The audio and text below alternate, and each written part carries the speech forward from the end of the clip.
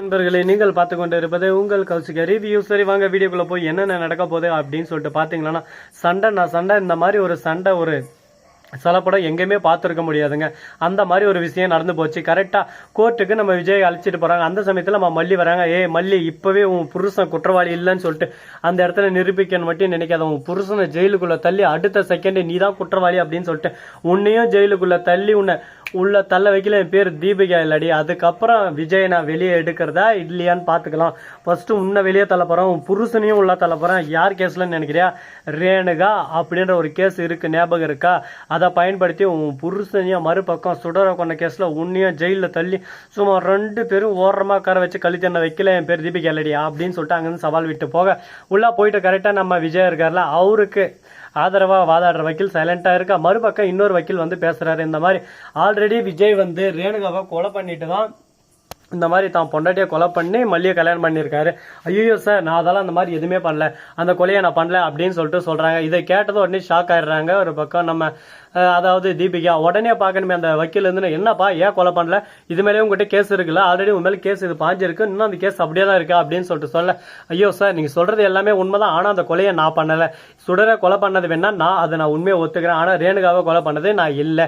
அதை ஃபஸ்ட்டு தெளிவாக புரிஞ்சுக்கோங்க, அவளுக்கும் எனக்கு எந்த சம்மந்தமும் இல்லை அப்படின்னு சொல்லிட்டு ஓப்பனாக சொல்லிடுறாங்க. உடனே பார்க்கணுமே வக்கீல் இருந்துன்னு, நீ இப்போ சுடரை கொலை பண்ணியிருக்க, இதுக்கு முன்னாடி ரேணுகாவை கொலை பண்ணிக்க மாட்டேன்னு என்ன நிச்சயம்? ரேணுகா மாதிரி இருக்கிற சுடர் இனிமேல் இந்த நம்ம வாழ்க்கைக்குள்ளே வந்தால் நம்ம வாழ்க்கை ஒரு பக்கம் சிக்கலாயிரும். இப்போ மல்லி மேலே நம்மளோட ஆசை ஈர்ப்பு எல்லாமே போச்சு. இப்போ அவளை விட்டுட்டு நீ எப்படி 2வது பொண்டாட்டியை விட்டு திரும்ப முதல் பொண்டாட்டிக்கிட்ட வர்றது அப்படின்னு சொல்லிட்டு பயத்தில் தானே கொன்னேன் அப்படின்னு சொல்லிட்டு கேட்க, உடனே அதுக்கெல்லாம் பதில் அளிக்கல நம்ம விஜய். ஒரே வார்த்தை தான் சொல்கிறாரு, அதுக்கு எனக்கு எந்த சம்மந்தம் இல்லை, சுடரை கொலை பண்ணது நான் தான், அதுக்கான தண்டனையை கொடுங்க அப்படின்னு சொல்லிட்டு கேட்க, உடனே தீபிகா வந்து கொஞ்சம் பேசுகிறாங்க. சார், இந்த மாதிரி விஜய்க்கு இந்த கொலைக்கும் எந்த சம்மந்தம் இல்லை, விஜய் யாரோ ஒருத்தரை காப்பாற்றுறதுக்கோசரம் தனிப்பட்ட பிரச்சனைக்கோசரம் அவரே வந்து இன்வால்வ் ஆகி இந்த கேஸில் வந்து தான் தான் குற்றவாளின்னு சொல்லிட்டு ஆஜராகிறாரு. இதை வந்து எங்களால் ஏற்றுக்கொள்ள முடியல.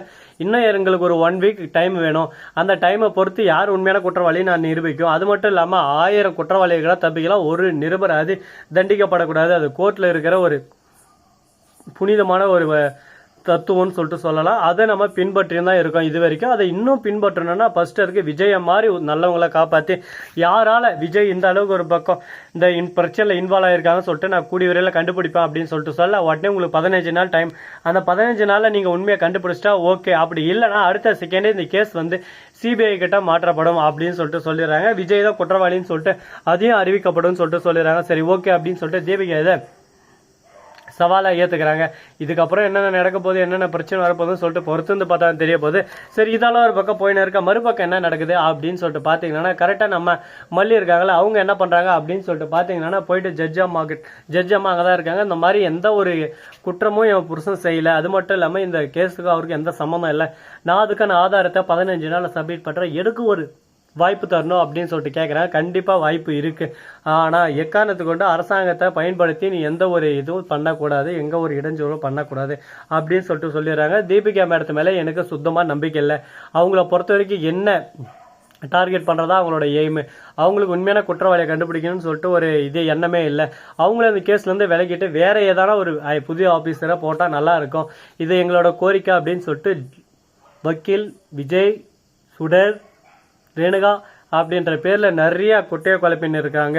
அதனால் இனிமேல் இந்த தீபிகா அந்த கேஸில் இருக்கக்கூடாது அப்படின்னு சொல்லிட்டு முடிவு பண்ணிடுறாங்க.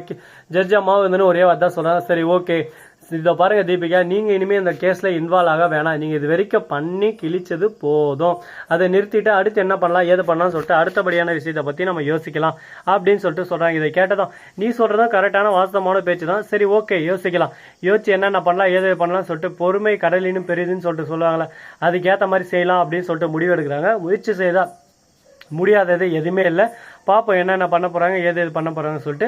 சரி, இதெல்லாம் ஒரு பக்கம் போயின்னு இருக்க, மறுபக்கம் என்ன நடக்க போகுது அப்படின்னு சொல்லிட்டு பார்த்தீங்கன்னா, கரெக்டாக நம்ம தலைவன் கதிரேசன் இருக்கார்ல, அவர் வந்து ஜெயிலுக்கு வராரு. வந்து அந்த இடத்துல விஜயை பார்த்து, என்னப்பா விஜய் இது என்ன நமக்கு வந்த சோதனை, இப்போ வெண்பாவை எங்கே வைக்கிறது, மல்லியும் ஒரு பக்கம் கேஸ் அது இதுன்னு சொல்லிட்டு சுற்றின்னு இருக்கா, வெண்பாவை நானே என் கூட வச்சுட்டா அப்படின்னு சொல்லிட்டு கேட்குறாரு. அது மட்டும் இல்லாமல் இந்த மாதிரி நான் ஃபாரின் போக போகிறேன், கூடவே அழைச்சிட்டு போட்டா அப்படின்னு சொல்லிட்டு கேட்குறேன். இல்லை வேணாம், மல்லி இருக்கா, மல்லி பார்த்துப்பா, என்னப்பா மல்லின்னு, வெண்பாவுக்கும் எங்களுக்கு உரிமை இல்லையா, நீ திரும்ப வந்துட்டேன்னா உங்ககிட்ட உங்கள் பொண்ணை கொடுத்துட்றோம் அப்படின்னு சொல்லிட்டு சொல்கிறாங்க. அப்படியெல்லாம் நீங்கள் ஒரு ஆணியம் ஒரு கலத்த தேவையில்ல. வெண்பா மல்லியம்மா கூட இருக்கட்டும். அது மட்டும் இல்லாமல் அன்னபூர்ணி இருக்காங்க, மனோர் இருக்காங்க, எல்லாருமே சுற்றி இருக்காங்க. மல்லியோட தங்கச்சி இருக்கா, அவங்க எல்லாருமே பார்த்துறாங்க. நீங்கள் எதுக்கும் ஒரி பண்ணி வேணாம், எதுக்கும் கவலைப்பட வேண்டாம். தேவையில்லாத ஒரு பக்கம் வெண்பா மேலே பாசம் இருக்குது, ஆட்டுக்குட்டி மேலே பாசம் இருக்குன்னு சொல்லிட்டு என்கிட்டேருந்து என்னை பொண்ணை பிரிச்சிடணும்னு சொல்லிட்டு நினைக்காதீங்க. தயவு செஞ்சு அப்படி மட்டும் நினச்சிடாதீங்க. அது நடக்காது. என் உசுறு போனால் மட்டும் தான் அது நடக்கும் அப்படின்னு சொல்லிட்டு அடாமாசரு இந்த மாதிரி பேசணும் தான் உசுறு போனால் போயின்னு சொல்லிட்டு வச்சிடும் பார்த்துக்க அப்படின்னு சொல்லிட்டு கோவப்பட ஆரம்பிக்கிறாரு நம்ம கதிரேசன். அதே சமயத்தில் டே விஜய், நீ ஜெயிலில் இருக்கிறடா, உன்னால் முடிஞ்சுதான் பண்ணிக்கூடா. இப்போயே நான் போயிட்டு வெண்பா தூக்கின்னு பார்ப்பாரு. இப்போயும் உன் மேலே கேஸை போட சொல்ல போகிறேன். எப்படி நீ போலீஸ் அதிகாரி மீறி நீ ஏரோப்ளைட்டில் அப்படியே சும்மா வெண்பாவை கூட்டிகிட்டு போயிடுற நானும் பார்க்குறேன். உன்னால் முடிஞ்சதாக பண்ணு மாவனை, கிடைச்சா லக்கு, கிடைக்கலன்னா உனக்கு ஒரே கிக்கு அப்படின்னு சொல்லிட்டு சொல்லிடுறாங்க. இப்போ என்ன பண்ணுறது ஏது பண்ணுறதுன்னு சொல்லிட்டு தெரியாமல் திருவிழா காண போன மாதிரி முடிச்சுன்னு இருக்காங்க. இதுக்கு எதுவுமே ஒரு பக்கம் நீதியே இல்லையா, இதுக்கு ஒரு சொல்யூஷனே இல்லையா அப்படின்னு சொல்லிட்டு தேடினு இருக்காங்க. பாப்பா அதுக்கான சொல்யூஷன் எல்லாமே கிடைக்குமா கிடைக்காதா, என்ன பண்ண போகிறாங்க ஏது பண்ண போகிறாங்க அப்படின்ற விஷயம் கூடிய விரைவில் கூடிய சீக்கிரம் உங்களுக்கு கிடைக்கதான் போகுது. ஸோ நண்பர்களே, இந்த வீடியோ உங்களுக்கு பிடிச்சிருந்தா லைக் பண்ணுங்கள், கமெண்ட் பண்ணுங்கள், ஷேர் பண்ணுங்க, டிக் பெல்லை தட்டி விட்டு போங்க. அப்போ தான் நாம் போகிற அடுத்தடுத்த வீடியோ உங்களுக்கு உடனுக்குடன் நோட்டிஃபிகேஷனில் வந்து கொண்டே இருக்கும். மிக்க நன்றி. தேங்க்ஸ் ஃபார் வாட்சிங். Tata, see you. நன்றி, வணக்கம். அந்த நம்பருக்கு தருங்க.